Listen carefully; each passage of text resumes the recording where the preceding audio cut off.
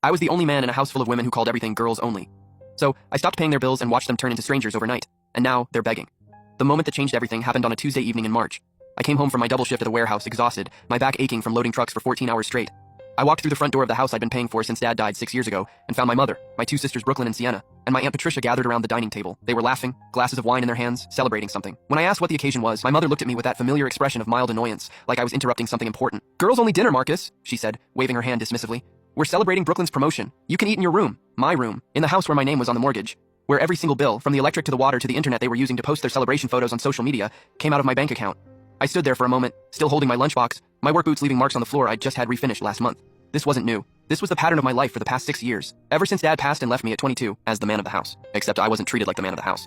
I was treated like the ATM of the house. "Sure," I said quietly, and walked upstairs. But something was different that night. Maybe it was the exhaustion. Maybe it was the way they looked at me, like I was invisible unless they needed something. Maybe it was the sound of their laughter echoing through the house, while I ate leftover Chinese food alone in my childhood bedroom, surrounded by posters I put up when I was 16.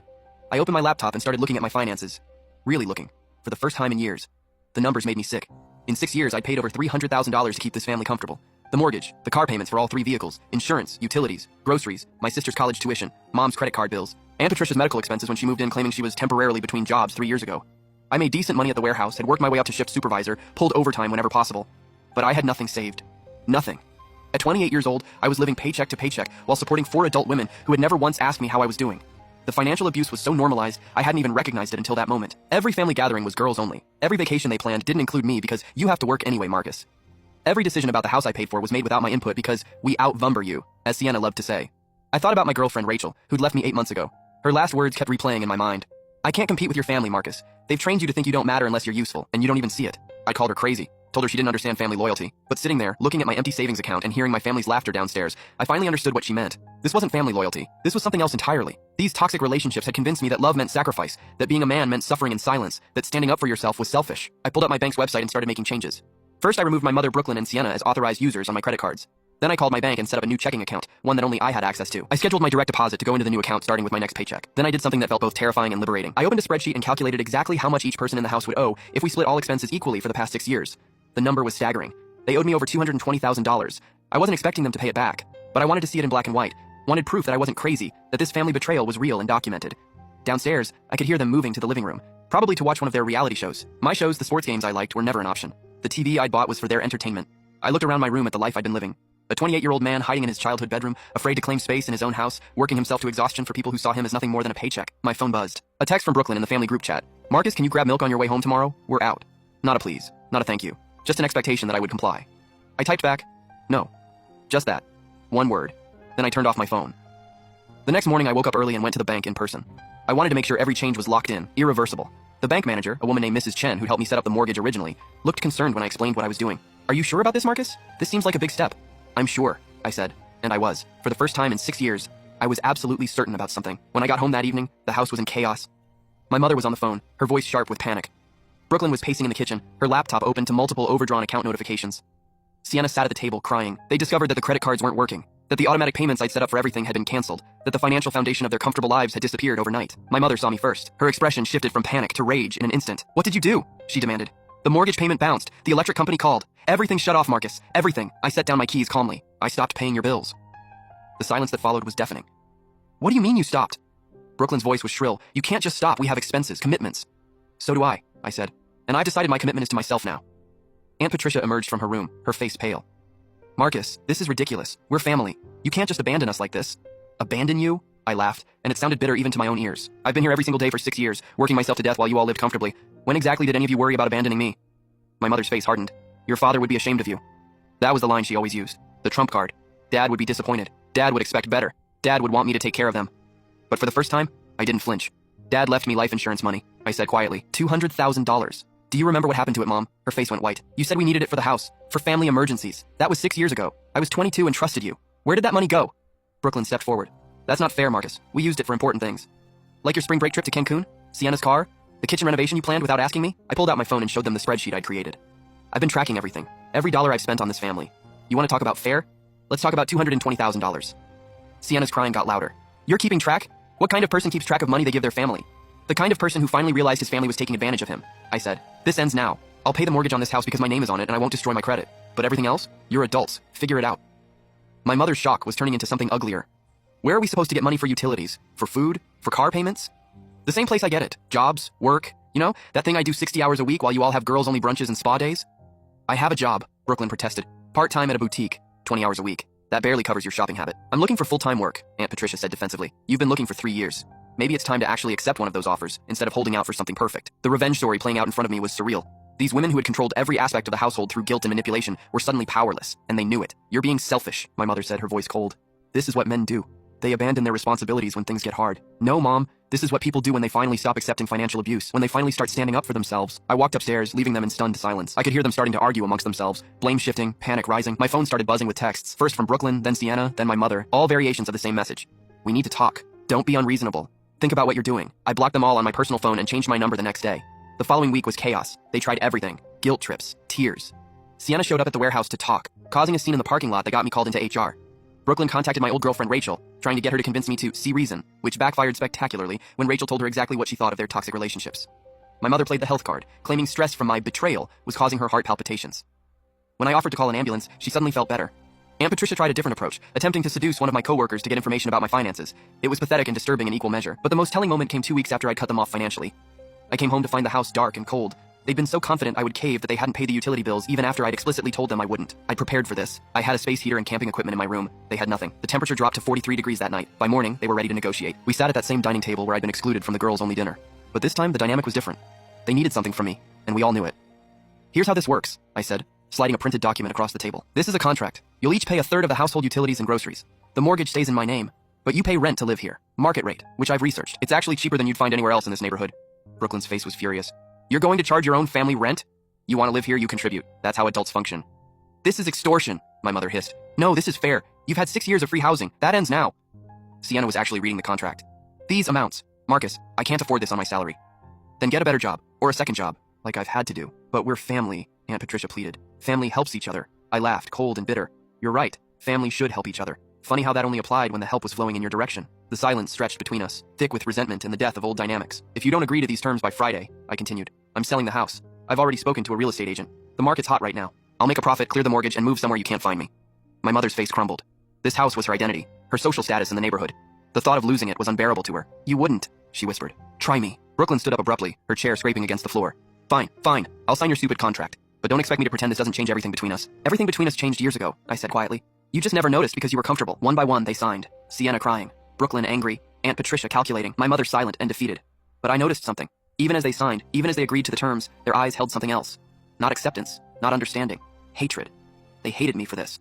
For disrupting their comfortable lives. For demanding they treat me like an equal instead of a resource to be exploited. And I realized, sitting there watching them sign away their free ride, that I didn't care anymore. Their hatred was cleaner than their conditional love had ever been. At least it was honest. That night I lay in bed listening to the sounds of the house settling. For the first time in years, I felt something unfamiliar. Peace. They had no idea what was coming next. No idea that I'd already started looking at apartments across town. No idea that the real estate agent wasn't just a threat. No idea that their nightmare was only beginning.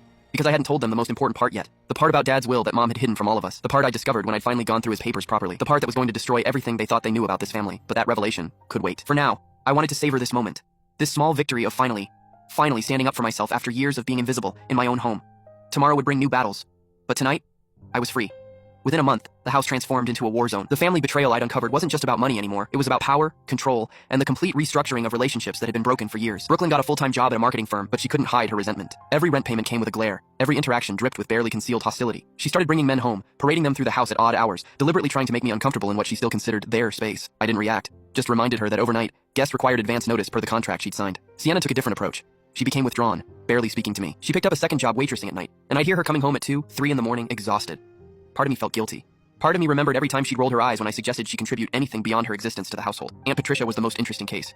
She actually found employment, a receptionist position at a dental office, but she started stealing, small things at first, my leftovers from the fridge. Toilet paper and cleaning supplies she'd hide in her room to avoid buying her own. Then I noticed my cologne was disappearing, my razor blades, even my socks. When I confronted her, she cried and claimed she couldn't afford basics on her salary. Then budget better, I said, unmoved. Or find additional work. My mother, though. My mother was the real problem. She'd always been the manipulator, the puppet master pulling strings behind the scenes.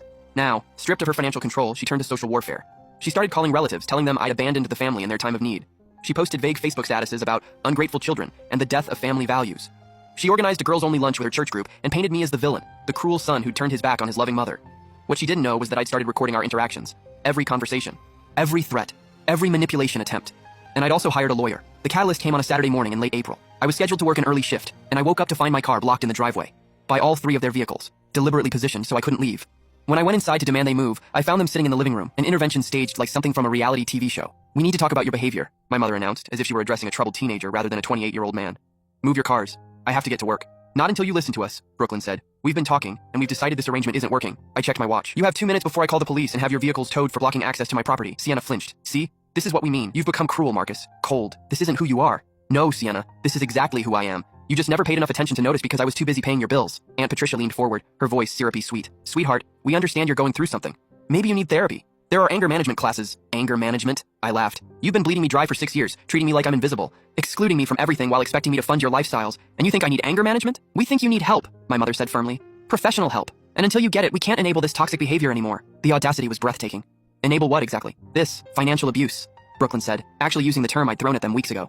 "Holding money over our heads. Using your income as a weapon. It's abusive, Marcus." I pulled out my phone and showed them the recording app that had been running since I walked into the room. "Say that again, for the record. Tell me how asking you to pay market rent for housing and split utilities is financial abuse." My mother's face went red. "You're recording us? In our own home? My home. My name on the mortgage, remember? And in this state, one-party consent is legal for recordings. So everything you just said? Documented." The mood in the room shifted. The toxic relationships that had defined our family were crystallizing into something uglier, more honest. "Why are you doing this?" Sienna whispered. "We're your family." "Family doesn't treat each other the way you've treated me," I said quietly. "Family doesn't exclude someone from every decision, every celebration, every moment of joy, while expecting them to fund it all. Family doesn't make someone feel invisible in their own home." "We never made you feel invisible," my mother protested. I pulled out my phone again and opened my photos. "This is from Thanksgiving 3 years ago. You're all in the photo, at the table I paid for, eating food I bought. Where am I?" They were silent. I took the photo, because I wasn't invited to be in it. It was a girls-only holiday, remember? I swiped to another photo. Christmas 2 years ago. Same thing. I'm behind the camera because I'm not part of the family portrait. Another photo. Brooklyn's graduation, Sienna's birthday, Mom's retirement party, Aunt Patricia's welcome home dinner. I'm missing from every single one. But my money? My money was always invited. Brooklyn's face was flushed. "That's not. We didn't mean." "Yes, you did. You meant exactly that. I was the ATM, not the family member." I grabbed my jacket and headed for the door. "Move your cars in the next 60 seconds or I'm calling a tow truck and the police. Your choice." They moved the cars. But as I drove to work, I knew something had shifted. The battle lines were drawn, and they were preparing for war. What they didn't know was that I'd already won, because the truth I discovered about Dad's will was about to blow up everything. The letter from the attorney arrived on a Tuesday, exactly 6 weeks after I'd stopped funding their lifestyle. I'd been expecting it, had actually requested it, but seeing it in my mailbox still sent a jolt of adrenaline through my system. Inside was a copy of my father's actual will. Not the version my mother had shown me 6 years ago, tear-stained and grief-worn, but the real one. The one that had been filed with the probate court. My hands shook as I read it. Dad hadn't just left me life insurance money. He'd left me everything. The house, fully paid off, his retirement accounts, his investment portfolio, a total estate worth approximately $800,000. My mother had been named executor, and she'd lied about all of it. According to the probate records my attorney had uncovered, she told the court I'd waived my inheritance to take care of the family. A document with my forged signature had been submitted. She then transferred everything into her own name, taken out a mortgage on the fully paid house, and spent 6 years burning through Dad's legacy while making me pay for everything. The financial abuse was even worse than I'd imagined. I sat in my car in the warehouse parking lot, reading and rereading the documents. My father had known. He'd known exactly what kind of people they were, and he tried to protect me. He'd left me everything specifically so I could build my own life, free from them, and they'd stolen it. The rage that filled me was cold and precise. This wasn't just about standing up for yourself anymore. This was fraud. This was theft. This was betrayal on a level I hadn't imagined possible. I called my attorney immediately. "How strong is the case?" I asked. "Extremely," he said. "The forged signature alone is enough for criminal charges. Add in the fraudulent transfer of assets, the falsified probate documents. Marcus, your mother could go to jail." "Good," I said, and meant it. "There's more," he continued. "Because she took out a mortgage on a house that was already yours. Technically, she's been stealing from you twice. Once with the inheritance. Once by making you pay a mortgage that shouldn't exist. We can sue for full restitution of all funds plus damages. Do it. File everything. This will destroy your relationship with your family," he warned. "They destroyed it years ago. I'm just making it official." That night, I didn't go home. I'd already rented an apartment across town, had been slowly moving my things out for weeks. The house that had been my prison was about to become theirs. I had the locks changed and left them an eviction notice, perfectly legal since none of them had a lease, and I'd given them proper 30-day notice. The revenge story was reaching its crescendo, and I wanted to savor every moment. My mother called 67 times that night. I didn't answer. Brooklyn showed up at the warehouse the next day, screaming about lawyers and family and betrayal. Security escorted her out. Sienna sent a long, rambling email about how I was tearing the family apart, how Dad would be ashamed, how could I be so cruel. I forwarded her the probate documents and Dad's real will. She didn't respond. Aunt Patricia tried a different tactic. She contacted my employer, claiming I was unstable and dangerous. It backfired when my boss, who'd seen the whole Brooklyn parking lot scene, called me in to ask if I needed security support dealing with my difficult family situation. "Just documenting everything for the lawsuit," I told him. "Good man," he said. "Family or not, theft is theft." The lawsuit was filed on a Monday morning. By Monday afternoon, my mother's attorney had called mine, desperate to negotiate. "My client is willing to return the house to your client's sole ownership and forgive all debts in exchange for dropping the criminal charges." "No," I said when my attorney relayed the offer. "Marcus, this is a generous offer. You get the house free and clear. I don't want the house. I want justice. File the criminal complaint." The look on his face was somewhere between shock and admiration. "You're sure?" "I've never been more sure of anything." The criminal investigation moved faster than I expected. Turns out, forgery and fraud are taken seriously when there's clear evidence. The detective assigned to the case called it one of the most clear-cut cases he'd seen. My mother was arrested on a Thursday morning. I didn't go to watch, but Brooklyn called me from the police station, her voice shrill with panic. How can you do this? She's your mother! She's a thief who stole my inheritance and forged my signature on legal documents. Being my mother doesn't excuse fraud. We'll fight this. We'll prove you're lying. With what? The fake will she showed me? The forged signature experts can prove isn't mine? The bank records showing she transferred money that was never hers? Good luck, Brooklyn. I hung up and blocked her number. The preliminary hearing was set for 3 weeks later. In that time, the family unity completely shattered. Sienna, faced with the evidence, broke ranks and agreed to testify against my mother in exchange for immunity. She'd been listed on some of the accounts and could have been charged as an accessory. Brooklyn hired a lawyer and tried to claim she'd known nothing about the fraud, despite living in the house and benefiting from the stolen money for 6 years. The prosecutor wasn't buying it. Aunt Patricia simply disappeared. Left town without a word, abandoning her job and her belongings. Smart woman, actually. She'd been complicit enough to face charges if she stayed. The house went into foreclosure. I could have stopped it, could have paid the fraudulent mortgage my mother had taken out, but I didn't. I wanted them to lose everything, the way they'd tried to make me lose everything. The day of the hearing, I sat in the courtroom and watched my mother, Brooklyn, and Sienna walk in. They looked small somehow, diminished. The toxic relationships that had sustained them for years had collapsed, leaving them exposed and vulnerable. My mother's attorney tried to paint me as vindictive, ungrateful, cruel, tried to make the case about family loyalty and forgiveness. The judge wasn't interested. This case is about fraud and forgery, she said coldly. Family relationships don't supersede the law. If the defendant wanted family loyalty, perhaps she shouldn't have stolen from her son. My mother was offered a plea deal, plead guilty to fraud, make full restitution, serve probation and community service. The alternative was trial and potential prison time. She took the deal, but the look she gave me as she signed the papers was pure hatred. I didn't care. The restitution amount was calculated at $647,000. Everything she'd stolen from the inheritance, everything she'd made me pay on the fraudulent mortgage, everything she'd taken from me over 6 years.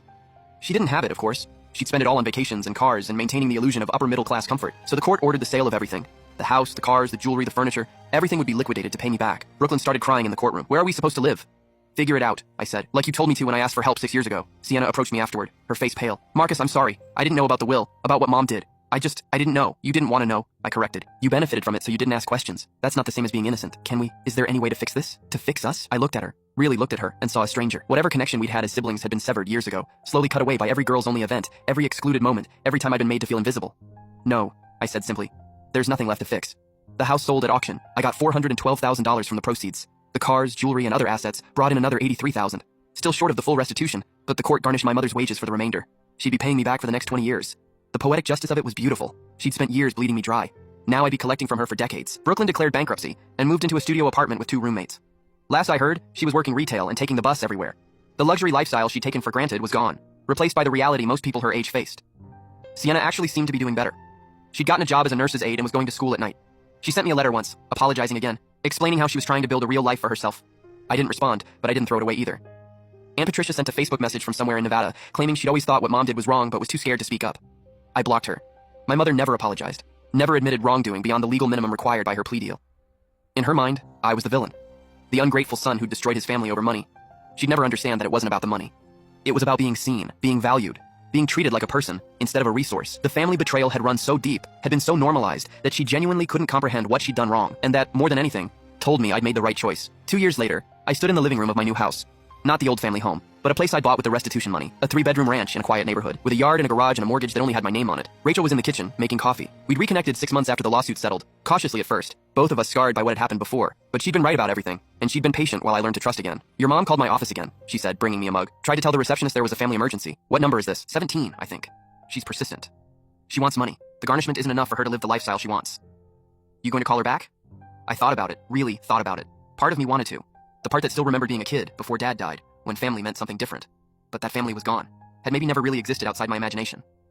No, I said. I'm done with that chapter. Rachel smiled and kissed me. Good, because I have news. She handed me a pregnancy test. Positive. I stared at it, emotions flooding through me. Joy, terror, hope. The thought of being a father, of doing it right, of building the kind of family I'd always wanted but never had. We're going to do this different, I said. Our kid is going to know they matter, that they're seen, that they're valued for who they are, not what they can provide. Obviously, Rachel said. I wouldn't be here if I thought you'd repeat those patterns. My phone buzzed. Another text from an unknown number. Probably my mother using a friend's phone again. I deleted it without reading and blocked the number. Standing up for yourself didn't mean you stopped caring. It meant you cared about yourself enough to demand better. And I'd finally learned that lesson, even if it had cost me everything I thought I knew about family. The old Marcus would have answered the phone. Would have felt guilty. Would have sent money just to keep the peace. But that Marcus was gone, replaced by someone stronger. Someone who understood that real love didn't come with conditions and price tags. Someone who knew that the people who truly cared about you didn't make you feel invisible. I thought about Dad sometimes, wondered if he'd be proud or disappointed. Then I'd remember the will, the way he tried to protect me even in death, and I knew. He'd given me the tools to save myself. I just needed to be strong enough to use them. The final piece of closure came 3 months later at a coffee shop downtown. Sienna had asked to meet, said she had something important to tell me. I almost said no, but Rachel encouraged me to hear her out. She looked different, healthier. There was a clarity in her eyes that hadn't been there before. I'm getting married, she said. To a good man. Someone who treats me like an equal partner, not an accessory or a burden. Congratulations. I wanted to invite you to the wedding, but I understand if you don't want to come. I also wanted to tell you that you were right. About everything. About Mom. About the toxic relationships. About all of it. I waited. I've been in therapy for a year now, working through a lot of stuff. And I realized that the way we treated you. Marcus, it was abuse. I participated in it. I benefited from it. And I'm sorry. It was the first real apology I'd received. Not a conditional one. Not one with excuses attached. Just genuine remorse. I don't know if we can ever have a real relationship again, she continued. Too much has happened. But I wanted you to know that I see it now. I see what we did to you. And I'm ashamed. I sipped my coffee, considering. The old rage was still there, but it had cooled into something more manageable. Sadness, maybe. Grief for what could have been. I'm glad you're doing better, I said finally. I'm glad you found someone who treats you right. I hope you build something good with him. That's it? What else is there? I forgave you a long time ago, Sienna. Not because you deserved it, but because holding on to that anger was poisoning me. But forgiveness doesn't mean forgetting. It doesn't mean pretending it didn't happen. She nodded, tears in her eyes. Will you come? To the wedding? No, I said gently. But I wish you well. I really do. We parted ways outside the coffee shop, and I knew it was the last time I'd see her. There was a finality to it, a closing of a door that had been ajar for too long. Rachel was waiting in the car, her hand resting on her barely visible baby bump. How'd it go? Good, actually. Closure, I think. You okay? I thought about it. Was I okay? I'd lost my family, spent 2 years in legal battles, been betrayed by the people who were supposed to love me most. But I had Rachel. I had a baby on the way. I had a job I was good at, a house I loved, savings in the bank, and a future that belonged entirely to me. Yeah, I said, and meant it. I'm okay. Sometimes people ask me if I regret it, if I wish I'd handled things differently, been less harsh, tried harder to maintain family relationships. I tell them the truth, not for a second. Those toxic relationships were killing me slowly, making me believe I was only valuable when I was useful. That family betrayal wasn't betrayal if it was done with smiles and excuses. That financial abuse was just family helping family. Stopping the money wasn't revenge, though it felt like it at the time. It was self-preservation. It was finally demanding to be seen as a person, not a paycheck. And when they showed me exactly what I meant to them without my money, which was nothing, they gave me the greatest gift imaginable. The truth. My daughter was born on a cold December morning, 7 pounds and 3 ounces of perfect possibility. When I held her for the first time, I made her a promise. You will always be seen, I whispered. You will always matter, not for what you can give, but for who you are. And anyone who tries to make you feel invisible will have to go through me. Rachel squeezed my hand. Think your mom will try to reach out? About the baby? Probably. She'll want to play grandmother, get sympathy, maybe work her way back into our lives. What will you tell her? The same thing I've been telling her for 2 years? No, because some bridges once burned should stay ashes. And some people, no matter how much DNA you share, don't deserve access to your life or your peace. I'd spent 28 years being invisible in a house full of women who called everything girls only. Then I stopped paying their bills and became the most visible thing in their world. The one who got away. They're still out there somewhere. My mother and Brooklyn and Aunt Patricia. Still playing the victim. Still telling anyone who'll listen about the cruel son who abandoned his family. And I'm here, in my home, with my wife and daughter, building the kind of family I always deserved. The kind where everyone matters. Where love isn't transactional. Where being seen is the baseline. Not a privilege you have to earn. That's my revenge story, if you want to call it that. Not that they lost everything, though they did. Not that they faced legal consequences, though they did that too. My revenge is being happy, being free, being valued, building a life they can never touch. And every day I wake up in this house, kiss my wife, hold my daughter, and go to work knowing I'm doing it for myself and the people who actually love me. That's standing up for yourself in its purest form. They wanted me to be invisible. Instead, I became invincible. And they'll never forgive me for it. What do you think about this story? Have you ever dealt with family members who only valued you for what you could provide? Share your experiences in the comments. And if this story resonated with you, don't forget to like and subscribe. Thank you all for watching until the end.